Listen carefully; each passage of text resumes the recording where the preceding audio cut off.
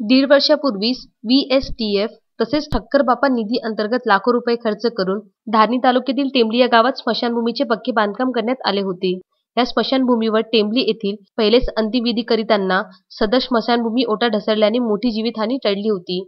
यानंतर सदर प्रकरण वरिष्ठ प्रशासनाकडून दाबल्या गेल्यानंतर आज संपूर्ण प्रकरण थंड बसल्यात असल्याचे दिसून येत आहे। प्राप्त माहितीनुसार गेल्या 1 महिन्यापूर्वी धारणी प्रकल्प कार्यालयाचे सहाय्यक प्रकल्प अधिकाऱ्यांच्या आईचे अंतिम संस्कार सुरू असताना अचानकपणे स्मशानभूमी ओटा 4-5 इसमांच्या वजनाने ढसळला व सर्वचे सर्व इसम अचानक पडलेल्या खड्ड्यात जाऊन पडले।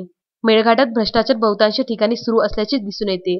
मात्र गंभीर बाब अशी की स्मशानभूमीतच भ्रष्टाचार केल्याने गंभीर प्रकरण समोर आले आहे।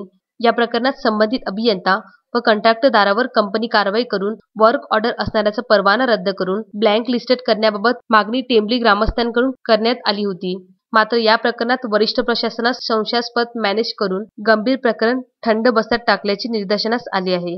आता सदर प्रकरणात जिल्हा परिषद नवनियुक्त मुख्य कार्यकारी अधिकारी अविशांत पांडा कोणती दखल घेऊन काय कार्यवाही करणार हे महत्त्वाची बाब आहे।